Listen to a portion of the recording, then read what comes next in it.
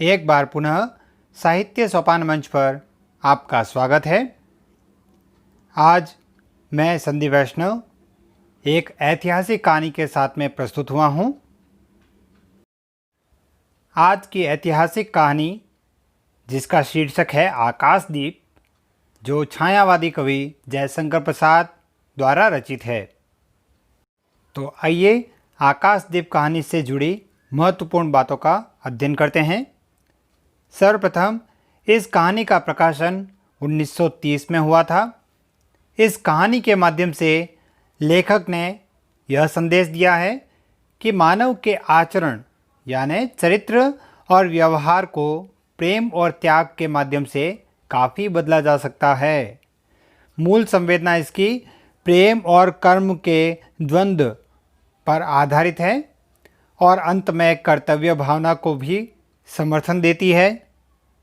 इसकी प्रमुख नायिका जो चंपा नाम की नायिका है, वह कर्तव्य के आगे प्रेम का बलिदान कर देती है।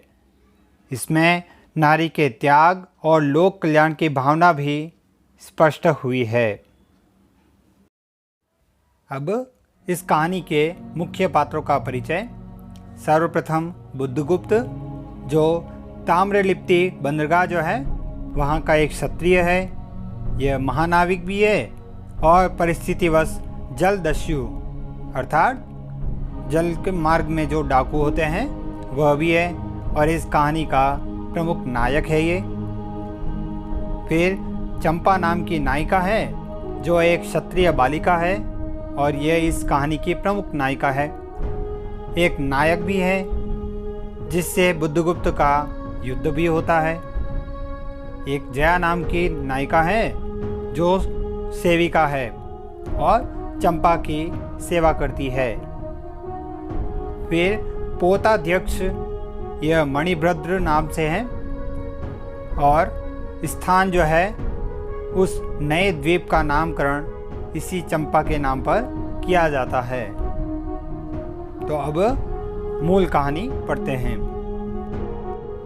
सर्वप्रथम रूपरेखा के तौर पर यह ज्ञान रहे कि इसमें कहानी के मुख्य पात्र बुद्धगुप्त और चंपा दोनों ही एक नाव में बंदी बनाए गए हैं और दोनों का संवाद होता है। चंपा जो स्वयं भी बंदी है वह कहती है, बंदी क्या है, सोने दो, मुक्त होना चाहते हो? अभी नहीं, निद्रा खुलने पर चुप रहो, फिर अवसर न मिलेगा। बड़ा शीत है, कहीं से एक कंबल डालकर कोई शीत से मुक्त करता।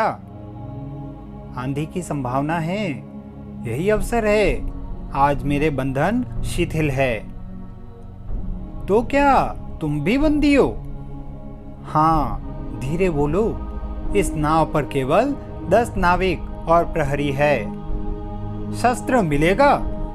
मिल जाएगा। पोत से संबद्ध रज्जू काट सकोगे? हाँ। समुद्र में हिलोरें उठने लगी। दोनों बंदी आपस में टकराने लगे। पहले बंदी ने अपने को स्वतंत्र कर लिया, दूसरे का बंधन खोलने का प्रयत्न करने लगा। लहरों के धक्के एक दूसरे को स्पर्श से पुलकित कर रहे थे। मुक्ति की आशा, स्नेह का असंभावित आलिंगन। दोनों ही अंधकार में मुक्त हो गए। दूसरे बंदी ने हर्षातिरेक से उसको गले से लगा लिया। सहसा उस बंदी ने कहा, यह क्या, तुम स्त्री हो? क्या स्त्री होना कोई पाप है? अपने को अलग करते हुए स्त्री ने कहा, शस्त्र कहाँ है? तुम्हारा नाम? चंपा। तारक खचित नील अंबर और समुद्र के अवकाश में पवन उधम मचा रहा था। अंधकार में मिलकर पवन दुष्ट हो रहा था। समुद्र में आंदोलन था। नौका लहरों में विकल थी। स्त्री सतर्कता से लुढ़कने लगी। एक मतवाले नाविक के शरीर से टकराती हुई सावधानी से उसका कृपाण निकालकर फिर लुढ़कते हुए बंदी के समीप पहुंच गई। सहसा पोत से पथ प्रदर्शक ने चिल्लाकर कहा, आंधी। आपत्ति सूचक तूर्य बजने लगा। सब सावधान होने लगे। बंदी युवक उसी तरह पड़ा रहा। किसी ने रस्सी पकड़ी, कोई पोल पकड़ रहा था। इस पर युवक बंदी लुढ़क कर उस रज्जु के पास पहुंचा जो पोत से संलग्न थी। तारे ढक गए, तरंगे उद्वेलित हुई, समुद्र गरजने लगा। भीषण आंधी पिशाचनी के समान नाव को अपने हाथों में लेकर कंदुक क्रीड़ा और अट्टहास करने लगी। एक झटके के साथ ही नाव स्वतंत्र थी। उस संकट में भी दोनों बंदी खिलखिलाकर हंस पड़े। आंधी के हाहाकार में उसे कोई न सुन सका। अनंत जलनिधि में उषा का मधुर आलोक फूट उठा। सुनहली किरणों और लहरों की कोमल सृष्टि मुस्कुराने लगी। सागर शांत था। नाविकों ने देखा, पोत का पता नहीं, बंदी मुक्त है। नायक ने कहा, बुद्धगुप्त, तुमको मुक्त किसने किया? कृपाण दिखाकर बुद्धगुप्त ने कहा, इसने। नायक ने कहा, तो तुम्हें फिर बंदी बनाऊंगा। किसके लिए? पोताध्यक्ष मणिभद्र अतल जल में होगा नायक। अब इस नौका का स्वामी मैं हूं। तुम जलदस्यु बुद्धगुप्त? कदापि नहीं। चौंक कर नायक ने कहा और अपना कृपाण टटोलने लगा। चंपा ने इसके पहले उस पर अधिकार कर लिया था। वह क्रोध से उछल पड़ा। तो तुम द्वंद्व युद्ध के लिए प्रस्तुत हो जाओ। जो विजयी होगा वही स्वामी होगा। इतना कहकर बुद्धगुप्त ने कृपाण देने का संकेत किया। चंपा ने कृपाण नायक के हाथ में दे दिया। भीषण घात प्रतिघात आरंभ हुआ। दोनों कुशल, दोनों त्वरित गति वाले थे। बड़ी निपुणता से बुद्धगुप्त ने अपना कृपाण दांतों से पकड़कर अपने दोनों हाथ स्वतंत्र कर लिए। चंपा भय और विस्मय से देखने लगी। नाविक प्रसन्न हो गए, परंतु बुद्धगुप्त ने लाघव से नायक का कृपाण वाला हाथ पकड़ लिया और विकट हुंकार से दूसरा हाथ कटी में डाल उसे गिरा दिया। दूसरे ही क्षण प्रभात की किरणों में बुद्धगुप्त का विजय कृपाण हाथों में चमक उठा। नायक की कातर आंखें प्राण भिक्षा मांगने लगी। बुद्धगुप्त ने कहा, बोलो, अब स्वीकार है कि नहीं? मैं अनुचर हूं, वरुण देव की शपथ, मैं विश्वासघात नहीं करूंगा। बुद्धगुप्त ने उसे छोड़ दिया। चंपा ने युवक जलदस्युओं के समीप आकर उसके क्षतों को अपनी स्निग्ध दृष्टि और कोमल करों से वेदना विहीन कर दिया। बुद्धगुप्त के सुगठित शरीर पर रक्त बिंदु विजय तिलक कर रहे थे। विश्राम लेकर बुद्धगुप्त ने पूछा, हम लोग कहाँ होंगे? बाली द्वीप से बहुत दूर, संभवतः एक नवीन द्वीप के पास, जिसमें अभी हम लोगों का बहुत कम आना जाना होता है। सिंहल के वणिकों का वहां प्राधान्य है। कितने दिनों में हम वहां पहुंचेंगे? अनुकूल पवन मिलने पर 2 दिन में। तब तक के लिए खाद्य का अभाव न होगा। सहसा नायक ने नाविकों को डांड लगाने की आज्ञा दी और स्वयं पतवार पकड़कर बैठ गया। बुद्धगुप्त के पूछने पर उसने कहा, यहाँ एक जलमग्न शैलखंड है। सावधान न रहने से नाव टकराने का भय है। बुद्धगुप्त चंपा से पूछता है, तुम्हें इन लोगों ने बंदी क्यों बनाया? वणिक मणिभद्र की पाप वासना ने। तुम्हारा घर कहाँ है? जाह्नवी के तट पर। नगरी की एक क्षत्रिय बालिका हूँ। पिता इसी मणिभद्र के यहाँ प्रहरी का काम करते थे। माता का देहावसान हो जाने पर मैं भी पिता के साथ नाव पर ही रहने लगी। 8 बरस से समुद्र ही मेरा घर है। तुम्हारे आक्रमण के समय मेरे पिता ने ही 7 दस्युओं को मारकर जल समाधि ली। 1 मास हुआ मैं इस नील नभ के नीचे नील जल निधि के ऊपर एक भयानक अनंतता में निस्सहाय हूँ, अनाथ हूँ। मणिभद्र ने मुझसे एक दिन घृणित प्रस्ताव किया। मैंने उसे गालियाँ सुनाई। उसी दिन से बंदी बना दी गई। चंपा रोष से जल रही थी। मैं भी ताम्रलिप्ति का एक क्षत्रिय हूँ चंपा, परंतु दुर्भाग्य से जलदस्यु बनकर जीवन बिताता हूँ। अब तुम क्या करोगी? मैं अपने अदृष्ट को अनिर्दिष्ट ही रहने दूंगी, वह जहां ले जाए। चंपा की आंखें निस्सीम प्रदेश में निरुद्देश्य थी। किसी आकांक्षा के लाल डोरे न थे। धवल अपांगों में बालकों के सदृश विश्वास था। हत्या व्यवसायी दस्यु भी उसे देखकर कांप गया। उसके मन में एक संभ्रम पूर्ण श्रद्धा यौवन की पहली लहरों को जगाने लगी। समुद्र वक्ष पर विलंबमयी राग रज्जित संध्या थिरकने लगी। चंपा के असंयत कुंतल उसकी पीठ पर बिखरे थे। दुर्दांत दस्यु ने देखा अपनी महिमा में अलौकिक एक तरुण बालिका। वह विस्मय से अपने हृदय को टटोलने लगा।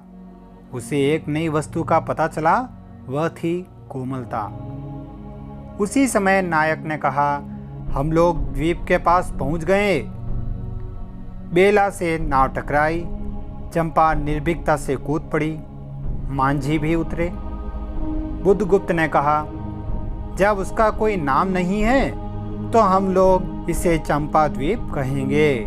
चंपा हंस पड़ी। 5 बरस बाद शरद के धवल नक्षत्र नील गगन में झलमला रहे थे। चंद्र की उज्जवल विजय पर अंतरिक्ष में शरद लक्ष्मी ने आशीर्वाद के फूलों और खीलों को बिखेर दिया। चंपा के एक उच्च सौंध पर बैठी हुई तरुणी चंपा दीपक जला रही थी। बड़े यत्न से अभ्रक के मंजूषा में दीप धरकर उसने अपनी सुकुमार उंगलियों से डोरी खींची। वह दीपाधार ऊपर चढ़ने लगा। भोली भाली आंखें उसे ऊपर चढ़ते बड़े हर्ष से देख रही थी। डोरी धीरे धीरे खींची गई। चंपा की कामना थी कि उसका आकाशदीप नक्षत्रों से हिल मिल जाए, किंतु वैसा होना असंभव था। उसने आशा भरी आंखें फिरा ली। सामने जल राशि का रजत श्रृंगार था। वरुण बालिकाओं के लिए लहरों से हीरे और नीलम की क्रीड़ा शैल मालाएं बन रही थी, और वे मायाविनी छलनाएं अपनी हंसी का कलनाद छोड़कर छिप जाती थी। दूर दूर से धीवरों का वंशी झनकार उनके संगीत का मुखरित होता था। चंपा ने देखा कि तरल संकुल जल राशि में उसके कंडिल का प्रतिबिंब अस्त व्यस्त था। वह अपनी पूर्णता के लिए सैकड़ों चक्कर काटता था। वह अनमनी होकर उठ खड़ी हुई। किसी को पास न देखकर पुकारा, जया। एक श्यामा युवती सामने आकर खड़ी हुई। वह जंगली थी। नील नभोमंडल से मुख में शुद्ध नक्षत्रों की पंक्ति के समान उसके दांत हंसते ही रहते। वह चंपा को रानी कहती। बुद्धगुप्त की आज्ञा थी। महानाविक कब तक आवेंगे? बाहर पूछो तो। चंपा ने कहा। जया चली गई। दुरागत पवन चंपा के अंचल में विश्राम लेना चाहता था। उसके हृदय में गुदगुदी हो रही थी। आज न जाने क्यों वह बेसुध थी। वह दीर्घकाल दृढ़ पुरुष ने उसकी पीठ पर हाथ रख चमत्कृत कर दिया। उसने फिरकर कहा, बुद्धगुप्त, बावली हो क्या? यहाँ क्यों बैठी हुई अभी तक दीप जला रही हो? तुम्हें यह काम करना है? क्षीर निधि शाही अनंत की प्रसन्नता के लिए क्या दासियों से आकाश दीप जलवाऊं? हंसी आती है। तुम किसको दीप जलाकर पथ दिखलाना चाहती हो? उसको जिसको तुमने भगवान मान लिया है। हाँ, वह भी कभी भटकते हैं, भूलते हैं, नहीं तो बुद्धगुप्त को इतना ऐश्वर्य क्यों देते। तो बुरा क्या हुआ इस द्वीप की अधीश्वरी चंपा रानी? मुझे इस बंदी गृह से मुक्त करो। अब तो बाली, जावा और सुमात्रा का वाणिज्य केवल तुम्हारे ही अधिकार में है महानाविक। परंतु मुझे उन दिनों की स्मृति सुहावनी लगती है जब तुम्हारे पास एक ही नाव थी और चंपा के उपकूल में पण्य लाद कर हम लोग सुखी जीवन बिताते थे। इस जल में अनगणित बार हम लोगों की तरी आलोकमय प्रभात में तरीकाओं की मधुर ज्योति में थिरकती थी। बुद्धगुप्त, उस विजन अनंत में जब मांझी सो जाते थे, दीपक बुझ जाते थे, हम तुम परिश्रम से थककर पालों में शरीर लपेटकर एक दूसरे का मुंह क्यों देखते थे? वह नक्षत्रों की मधुर छाया। तो चंपा, अब उससे भी अच्छे ढंग से हम लोग विचर सकते हैं। तुम मेरी प्राणदात्री हो, मेरी सर्वस्व हो। नहीं नहीं, तुमने दस्युवृत्ति छोड़ दी, परंतु हृदय वैसा ही अकरुण, सतृष्ण और ज्वलनशील है। तुम भगवान के नाम पर हंसी उड़ाते हो, मेरे आकाशदीप पर व्यंग्य कर रहे हो। नाविक, उस प्रचंड आंधी में प्रकाश की एक एक किरण के लिए हम लोग कितने व्याकुल थे। मुझे स्मरण है, जब मैं छोटी थी, मेरे पिता नौकरी पर समुद्र में जाते थे। मेरी माता मिट्टी का दीपक बांस की पिटारी में भागीरथी के तट पर बांस के साथ ऊंचे टांग देती थी। उस समय वह प्रार्थना करती, भगवान, मेरे पथ भ्रष्ट नाविक को अंधकार में ठीक पथ पर ले चलना।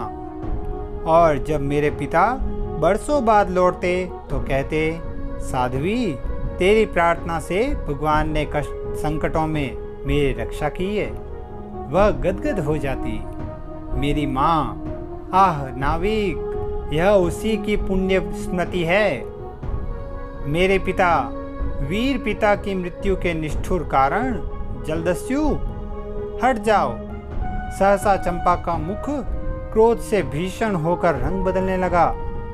महानाविक ने कभी यह रूप न देखा था। वह ठठाकर हंस पड़ा। यह क्या चंपा, तुम अस्वस्थ हो जाओगी, सो रहो, कहता हुआ चला गया। चंपा मुट्ठी बांधे उन्मादिनी सी घूमती रही। इस कहानी का अगला भाग अगले वीडियो में सुनिए। यदि ये वीडियो आपको पसंद आए तो इसे लाइक, कमेंट और शेयर जरूर करें।